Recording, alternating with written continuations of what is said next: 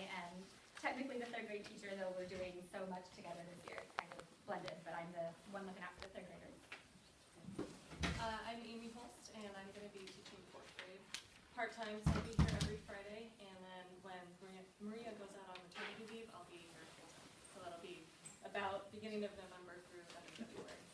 And then when I come back, Amy will be here 2 days a week, and I'll be here 3 days. It's a nice transition for the kids. Yeah, and then Maria.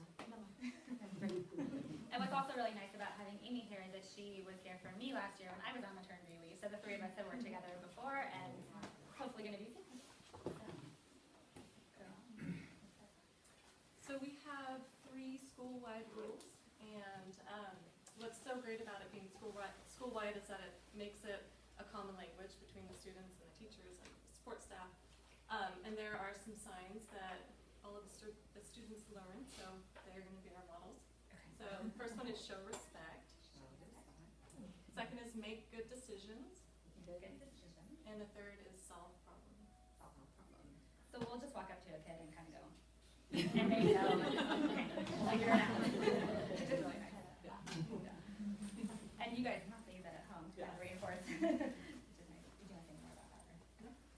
So we use the zones of regulation as a social emotional curriculum in our classroom, and the goal is to really help the kids become self-aware of their feelings and also how their feelings and how they act with how they're feeling might affect others. And we build a lot of things about empathy into that curriculum as well, and so it's a really good way for them to relate to other kids and to learn to pick up visual cues and body language of other people and things like that. And then we also give them strategies for what they can do. So the goal is that they're in the green zone, so they're ready to go. And there's actually, in everybody's school, there's a handout that explains it with some of the vocabulary also. And then it's, if you're in the yellow zone, what are some strategies you can use to help bring yourself back to the green zone? And it's pretty cool because the kids will start helping each other with those strategies also. So they'll kind of learn what works for other kids, or you said you wanted to do an extra meditation and that helped you last time. Oh, okay. And so it's pretty cool as the year goes on to see them starting to support each other too. And it's also nice because it's not, no zone is bad. It's just being aware that that's where you are and what do you do about it. Because sometimes it's appropriate to be in the red zone, or sometimes it's appropriate to be in the blue zone. So it's kind of good for kids to be kind of empathetic towards each other when they have different feelings, and just to help each other out for what's appropriate in the classroom. There, I want to point out these kiddos. So we have about 11 4th graders who were 3rd graders in our class last year, and so we've created some new teachers of the future. So they've been helping to teach about the zones to the other kids too. And they were really excited, and they were really cute about it. It's really fun. Okay, so you've probably started hearing this term growth mindset. It's kind of a big buzzword right now. It's a way that we talk to the kids about their learning, and I'll show you the video first. The students actually saw this at the end of the day on Friday, the first week of school. We showed it to them, and we're going to be coming back to it. But I'll show you this to give you an idea. It's a short video from Khan Academy. Volume. Nobody's born smart. We all start at 0. Can't talk, can't walk, certainly can't do algebra. Adding, reading, writing, riding a bike. Nobody's good at anything at first. There was a time when Einstein couldn't count to 10. And Shakespeare had to learn his ABCs just like the rest of us. Thankfully, we're born to learn. Slowly, surely, you stumble, slip, crawl, fall, and fail, and fall. Frustrating, confusing, trying, struggling, until one day, you walk. One foot in front of the other, one idea on top of the next. Each wrong answer making your brain a little bit stronger. Failing is just another word for growing, and you keep going. This is learning. Knowing that you'll get it, even if you haven't gotten it yet. Because the most beautiful, complex concepts in the whole universe are built on basic ideas that anyone, anywhere, can understand. Whoever you are, wherever you are, you only have to know one thing. You can learn anything.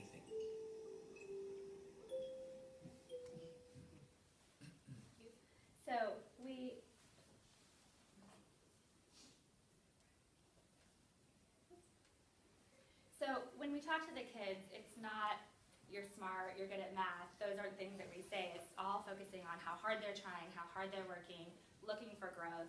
And we believe that every student can learn and that every student will grow. And so that's just kind of the way that we try and talk to the kids about learning, and we hope that you will do the same. And we encourage them to fail, that it's okay to fail, that you're supposed to fail. That's how you learn. And so we don't want them to be afraid to try. We want them to try and make mistakes, and that's how they grow. So just something to keep in mind as we go into this year. So a big focus for, our district in general, but especially in our classroom, has always been really focusing on differentiation. And we think about that as from the whole child all the way up to the academics. And so when we start at the bottom, we really spend a lot of time at the beginning of the year getting to know your child just on a personal level and helping to build that classroom climate, and our zones really helps with that also. And then we'll show you a slide coming up to that differentiated instruction in turn that comes into play with the academics, it comes into play with social emotional, so that every individual child is getting what he or she needs whenever they need it. And then all that built together leads to that student success. So we spend a lot of time at the beginning of the year really building up that community, and we do morning meetings every single morning for the entire year. And Cove in Motion is a really great way to start as a whole school, and then we bring it into the classroom and build that community culture inside our classroom too. Okay, so we wanted to show you, because we are a 3rd and a 4th grade, people often have questions about how does that look, how does that work. So we wanted to show you an example of how we plan a unit. A little busy. A little busy, lots of colors. But this is actually just a tiny portion of this whole document. But we look at the standards for what we're teaching, of course, and this right here happens to be a writing one. And you'll see that there's more similarities we've come to find than differences between the grades of this. Both 3rd and 4th grade students need to learn how to write an opinion piece. And the parts that are in yellow are all the commonalities that we find along the different strands. And then there's parts that aren't highlighted, which that's where there's a little bit of difference. So, for example, the 3rd graders write opinion pieces on topics or text supporting a point of view with reasons, where the 4th graders do that with reasons and information. So it's adding in that kind of research component to it. Down here, the students are introducing the topic or text they are writing about, they state an opinion and create an organizational structure that lists reasons, where here, it has the structure in which related ideas are grouped to support the writer's purpose. So they can't just list the reasons, now they have to be grouped according to what makes sense. So it just shows that we can teach a lot together, and we'll do this before we start every unit. And we look at what we can do together, and then 4th grade will go a little bit deeper. And there's parts where we do separate, where we do close the door or do things a little bit separately so that we make sure that we hit on those standards that aren't in common. And we do that for math and for reading and for writing are the main ones that we do that in, yeah. And we like charts. And colors. So these are some of the approaches we use. We use some other ones also, but it's kind of a busy visual, but there's different approaches to how we teach in the classroom, and when we do the planning for each lesson, we will talk about, do we want to do this lesson as an alternative teaching? We usually call it split lessons for that. But that might be, Becca's going to do a lesson over here, and Amy's going to do a lesson over here, and maybe we're teaching the same thing, but it gives us smaller groups to work with, so it's not always 50 kids all at the same time. It's a lot harder for the kids to soak in. Or it might be one of us is wandering around while the other one is teaching if we are doing something with 50 kids, and then that way we can be helping the kids to stay focused during that time. Or one of us might say, okay, we need to, they're not with us right now, let's restructure this. So there's just a lot of different ways that we teach, and then our big focus is working with small groups. So we tend to do these two a lot. Or it might be the kids are working in different stations, and then we have a small group of kids with us of like 5 or 6 kids, so that we really get that differentiated instruction throughout the day. Yeah, and that's where this goes along with that pyramid really well. So by letting the kids get really good at working independently or in partners or in groups, then we are able to pull those small groups and work with them. And so maybe one of us is floating, one other pulls a group, or 2 of us can pull groups, or sometimes even we all can be pulling groups and the kids can be trusted to work on their own, and we just keep an eye on them. So that's why it's important to build that in the beginning, that classroom climate. Okay, I look at you. This is very busy, but this gives you an idea, for example, during readers workshop time. So once we build the structures in the classroom, and the kids have been practicing this week a lot of building their reading stamina so they can sit and read and do an assignment, and then we are going to start pulling a small group. So the teacher's job is to pull a small group. What's the student's job during that time? And so we do a whole class lesson, whether it's split or together, and that's usually just 15 or 20 minutes. So we call it a mini lesson because research shows that kids can stay focused for only a certain amount of time. I am the same way. And then after that mini lesson, the kids are either doing independent practice or they're working in small groups, either with one of us or together with their peers, or they might be doing a partner work assignment. So these things might be happening simultaneously, or all the kids might be doing something independently while we're pulling a small group. It can look different on different days.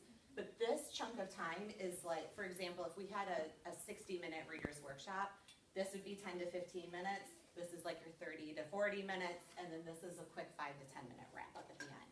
So what they're getting is that really like hardcore instruction. It can be reteaching, enrichment happens in here. Totally depends on the day, but. And it's completely flexible, which is nice. So it's not like, well, I met with that one group when they were trying to learn how to summarize for reading, that means they're stuck together the entire year. It's completely flexible. So as we move into something new, students have different needs, and they're constantly working with different kids who have similar needs to them, which is really nice. Okay, so the way that we teach spelling is, we call it word work, and the students are assessed at the beginning of the year. I'm sorry. And through that assessment,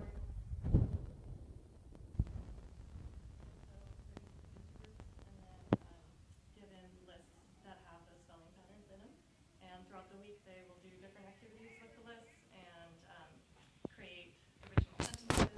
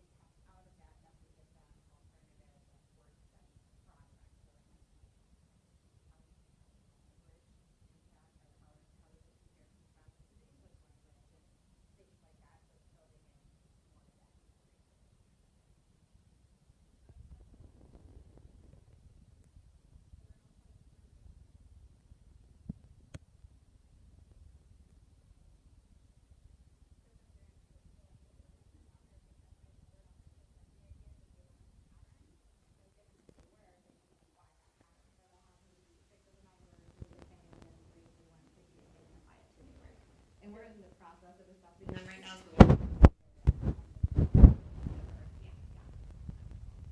And it's just great because it's no longer learn and memorize 20 words and just know those words. It's really learning a pattern, which is going to carry them much further through the process than just memorizing those words. Okay, so science is one thing where we pretty much have to do separately. So third and fourth grade will be very different for science. So we split it our hand. We will do it often at the same time, but we'll be doing it separately. And for science, I collaborate with Ms. Estes and Mrs. Meunier on that, and then you guys will be working with Ms. Hart and Ms. Laurel for that. And the third grade will be studying water and climate, structures of life, and motion and matter. We're actually starting with motion and matter this year.